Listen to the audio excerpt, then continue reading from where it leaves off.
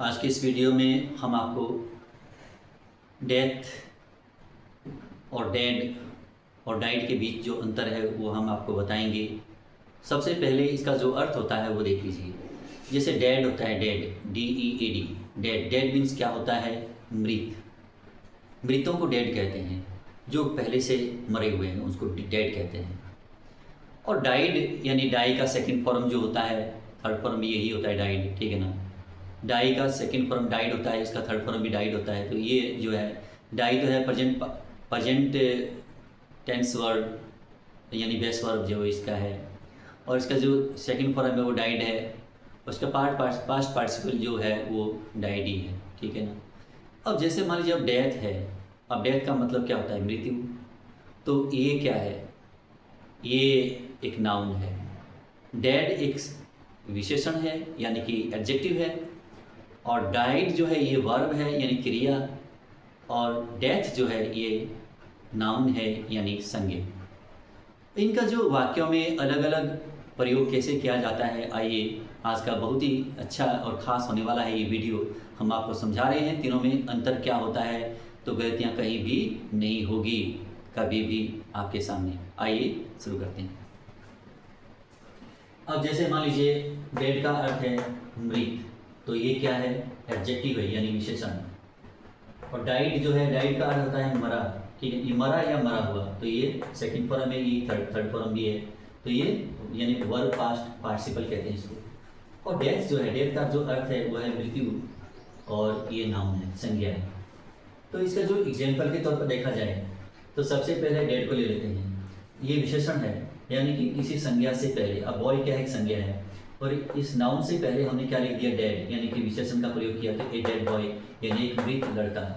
अब जैसे ये गर्ल है, ये नाउन है, और नाउन से पहले हमने एडजेक्टिव को लगाया और ये आर्टिकल है, ठीक है ना। ए डेड गर्ल, एक मृत लड़की। लड़की कैसी है? मृत है। लड़का कैसा है? मृत है। ए डेड मैन, व्यक्ति कैसा है? मृत है, यानी कि मृत व्यक्ति है। तो इस तरह से नाउन से पहले हम इनका प्रयोग कर रहे हैं, तो ये एडजेक्टिव है, विशेषण है, ठीक है। अब देखा जाए कि जब हम किसी एडजेक्टिव से पहले दी का प्रयोग करते हैं तो वो प्लूरल नाउन बन जाता है, यानी प्लूरल सब्जेक्ट बन जाता है वो, ठीक है। अब क्या करते हैं कि जैसे मान लीजिए अब ब्लाइंड, कोई व्यक्ति ब्लाइंड है, ये क्या है कि विशेषण है, एडजेक्टिव है। एडजेक्टिव के आगे हमने दी लगा दिया, दी ब्लाइंड कर दिया, तो इसका मतलब है तमाम अंधे लोग, यानी दुनिया में जितने भी, यानी देश में, गांव में, शहर में जितने भी अंधे लोग हैं उनको क्या कहा जाए? दी ब्लाइंड। दी ब्लाइंड का मतलब है तमाम अंधे लोग, ठीक है ना। अब ओल्ड, ओल्ड क्या है? एडजेक्टिव है। ओल्ड के पहले दी लगा दिया तो दी ओल्ड यानी कि तमाम बूढ़े लोग। यंग, यंग जो है, यंग यानी कि छोटे, जवान कह लीजिए, इससे पहले दी लगा दिया तो ये एडजेक्टिव है, एडजेक्टिव पहले दी लगा दिया तो दी यंग हो गया, तमाम जवान लोग, ठीक है ना। तो रीच, रीच का मतलब क्या हुआ? अमीर या धनवान, इससे पहले दी लगा दिया, दी रीच का मतलब हुआ, ये नाउन का रूप ले लेता है। विशेषण से पहले दी का प्रयोग करने से ये नाउन का रूप ले लेता है, ठीक है ना। तो दी रीच हो गया, दी रीच का मतलब तमाम अमीर लोग, तमाम धनवान लोग। पुअर का मतलब क्या हुआ? गरीब, तो गरीब, पुअर मीन्स गरीब, तो इससे पहले दी लगा दिया, दी पुअर का मतलब क्या हुआ? तमाम गरीब लोग।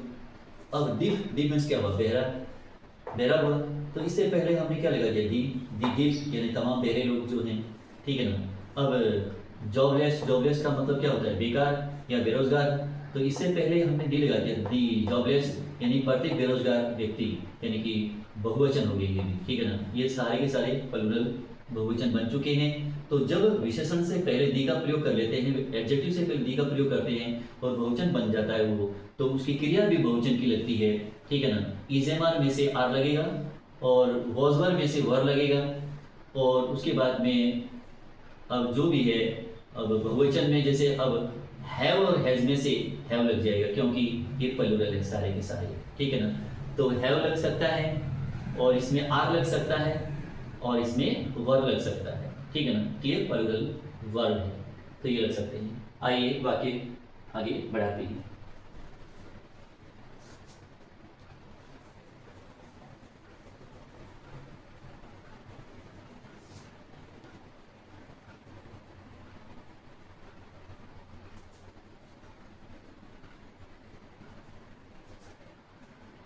अब जैसे अगर कहा जाए, अब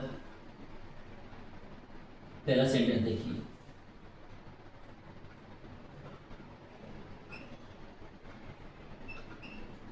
दी डेड, दी डेड का मतलब क्या, प्रत्येक मृत लोग, ठीक है ना, दी डेड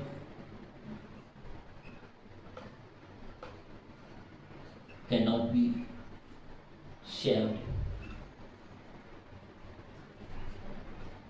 मृतों को बचाया नहीं जा सकता, the dead can not be shared, मृतों को यानी जो भी व्यक्ति मृत हो चुके हैं मृतों को बचाया नहीं जा सकता, the dead can not be saved. तो ये हम विशेषण से पहले दी का प्रयोग कर रहे हैं, तो ये क्या हुआ, तमाम मृत लोग यानी जो भी हैं उनको हम बचा नहीं सकते, उनको बचाया नहीं जा सकता है। अब देखिए कि अगर हमें कहना पड़े कि वे मृत व्यक्ति को अस्पताल ले गए तो किस तरह से लिखा जाएगा उसको, दे, अब ले गए तो उठा के ले गए हैं, दे carried, they carried the dead man, they carried the dead man to the hospital,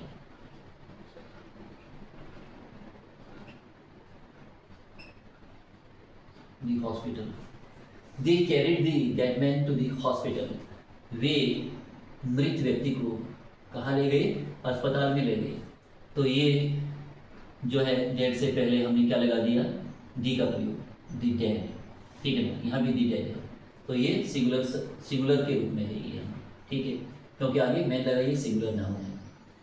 अब उसके बाद में जैसे मान लीजिए अब अगर हमें लिखना है कि लड़का मृत है या व्यक्ति मृत है या लड़की मृत है, तो व्यक्ति मृत है, ठीक है ना, ये लिखना है, तो the man is dead, the man is dead, व्यक्ति जो है मृत है, तो ये डेड का प्रयोग है। डेड का प्रयोग हमने कहाँ कहाँ किया है, तो यहाँ डेड का प्रयोग किया है, ये रहा डेड और ये डेड रहा, ठीक है ना, और ये विशेषण के रूप में यहाँ है, ठीक है ना, एडजेक्टिव के रूप में, यहाँ भी एडजेक्टिव है ये, और ये नाउन के रूप में है, दी लगा हुआ है सामने, ठीक है। अब उसके बाद में अगला वाक्य देखिए,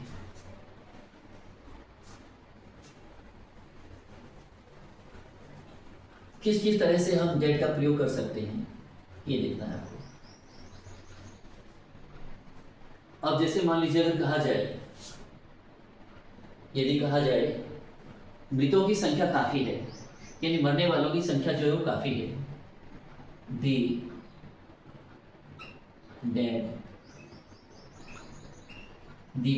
अब ये बहुवचन हो गया, दी डेड आर मैनी, मरने वालों की संख्या बहुत ज़्यादा है, दी डेड आर मैनी, मरने वालों की संख्या ज़्यादा है, तो ये दी डेड के रूप में, ये बहुवचन है, ठीक है ना, और बहुवचन की क्रिया लगी है इसके सामने, तो इस तरह से हम इनका यूज करते हैं। अब जैसे मान लीजिए ये कह दिया कि मृतों की संख्या काफ़ी है, अब इसके बाद में अब डाइड का जो प्रयोग है, डेड का प्रयोग तो आपने देख लिया, काफ़ी हो गया, अब डाइड का जो प्रयोग है ये इनका प्रयोग हम क्रिया के रूप में करते हैं, ठीक है ना, तो ये क्रिया के रूप में कैसे, कहाँ, किस तरह से इसके वाक्य बनते हैं, आइए, बनता तो वैसे टेंस के अकॉर्डिंग है, लेकिन इसको देख लीजिए।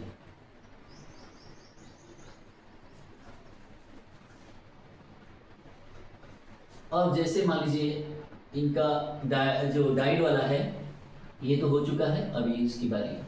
और जैसे मान लीजिए कहना पड़े कि वह रविवार को मरा, वह रविवार को मरा, ठीक है ना, तो इसको लिखा जाएगा ही डाइड, टेंस के अकॉर्डिंग चलना पड़ेगा, he died on Sunday, he died on Sunday, वह रविवार को मरा।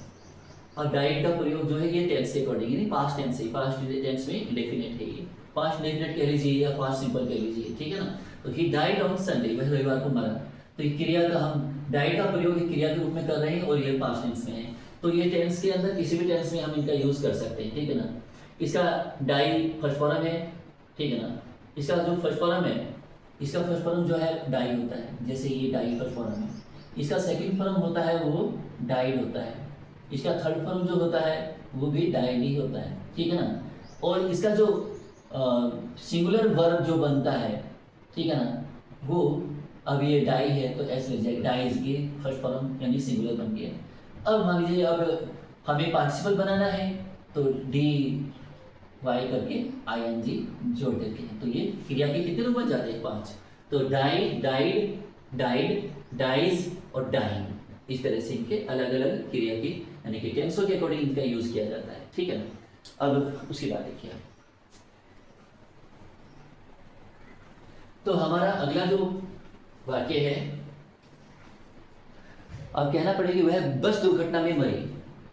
अब इसमें मरने की बात हो रही है, ठीक है ना, वह बस दुर्घटना में मरी, तो she died, she died in a bus crash, ठीक है ना। She died in a bus crash, वह बस दुर्घटना में मरी, ठीक है ना। अगर व्यक्ति होता तो यहाँ ही लगा देती, he died in a bus crash या he died in A car crash, ठीक है ना, कार दुर्घटना में मरा, या वो जैसे इसमें लिखा है she died in a bus crash, वह बस दुर्घटना में मरी। अगर कार दुर्घटना में मरी तो यहाँ कार लिखा जाएगा, ठीक है ना। तो she died in A car crash, वह कार दुर्घटना में मरी। तो हमारा जो मुख्य उद्देश्य है डाइड के बारे में बताना, ठीक है ना। अब जैसे मान लीजिए अगर हम इसको लिखें कि विलियम शेक्सपियर की मृत्यु 1616 में हुई, तो इसको कैसे लिखा जाएगा? विलियम शेक्सपियर, ठीक है ना। तो अब यहां लिखते हैं शेक्सपियर,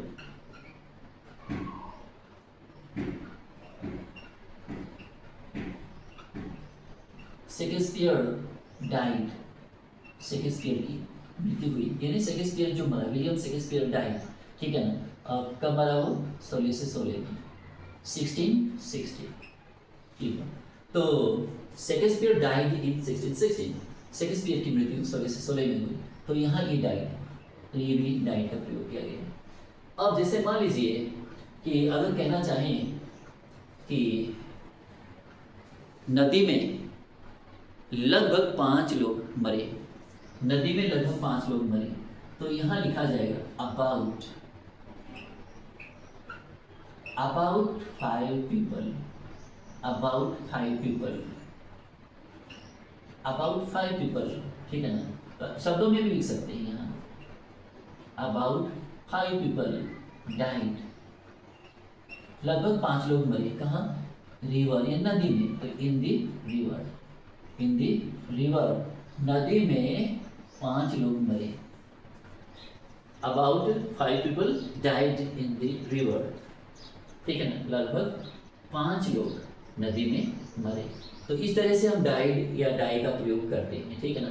तो अलग अलग ये सारे के सारे जो है पास्ट डेफिनेट में बनाए गए वाक्य हैं। चलिए, डाइड का प्रयोग आपने देख लिया, और डेड का प्रयोग हमने आपको बता ही दिया है। डाइड का प्रयोग इस तरह से किया जाता है, और डेड का प्रयोग हम कैसे करते हैं, आइए आने वाले वाक्यों का अनुसरण कीजिए। अब जैसे मान लीजिए अगर हमें कहना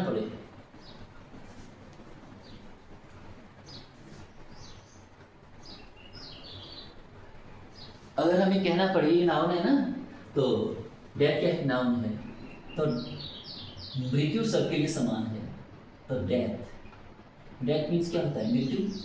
death is common, death is common to all, मृत्यु सबके लिए सामान्य है, यानी सबको आती है ये, ऐसा कोई भी नहीं जिसको नहीं आती है। तो death is common to all, तो यहाँ डेथ का प्रयोग किया, ये नाउन है, इसके आगे दी लगाने की जरूरत नहीं होगी। चलिए आगे देखते हैं। अगर मान लीजिए हमें लिखना पड़े कि वृद्धावस्था के बाद में मृत्यु ही होती है, वृद्धावस्था जब खत्म हो जाती है तो मृत्यु हो जाती है व्यक्ति की, तो आफ्टर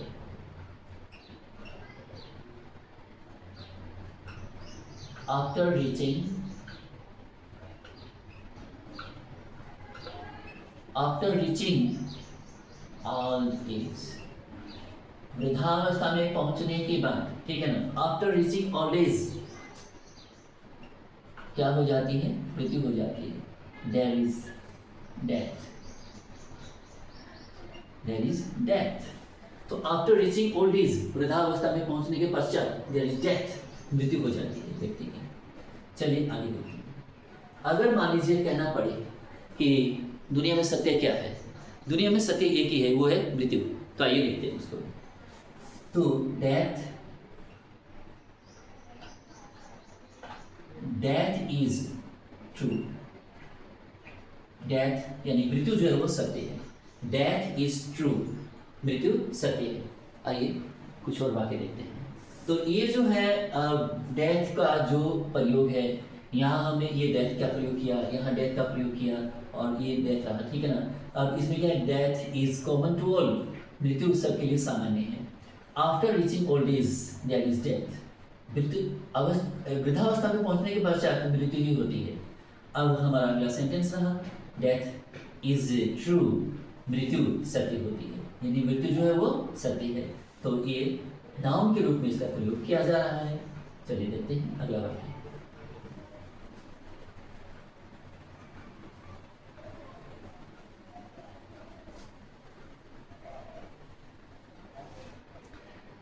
हम सभी मृत्यु के अधीन हैं, ये लिखना पड़े कि हम सभी मृत्यु के अधीन हैं। तो we are all subject, we are all subject to death. हम सभी मृत्यु के अधीन हैं, तो ये रहा death. We are all subject to death, हम सभी मृत्यु के अधीन हैं, यानी कि उसके अधीन रहते हैं, वो आती ही आती है, उसके अधीन है। अब जैसे मान लीजिए हमें लिखना पड़े कि उसकी मृत्यु के बाद उसने घर छोड़ दिया, उसकी मृत्यु के पश्चात उसने घर छोड़ दिया। तो आफ्टर हर डेथ, अब डेथ का जो प्रयोग है, नाउन का जो प्रयोग हम किस किस रूप में कर रहे हैं, आफ्टर हर डेथ, उसकी मृत्यु के बाद, ठीक है ना। ही गैव अप होम, उसने घर त्याग दिया या घर छोड़ दिया, ये भी कह सकते हैं। आफ्टर हर डेथ यानी उसकी मृत्यु के पश्चात, यानी पत्नी की मृत्यु के पश्चात, ही गैव अप होम, उसने घर छोड़ दिया, अर्थात उसने घर त्याग दिया। तो ये था डेथ का प्रयोग। तो हमने आपको बता दिया डेड के बारे में और डाइड के बारे में और डेथ के बारे में। इन तीनों का प्रयोग हमने अलग अलग रूपों में किया है, बताया है। आज की ये वीडियो आपको कैसा लगा, अधिक से अधिक शेयर कीजिएगा और मेरे चैनल को सब्सक्राइब कर लीजिएगा, लाइक भी कीजिएगा। Thank you so much.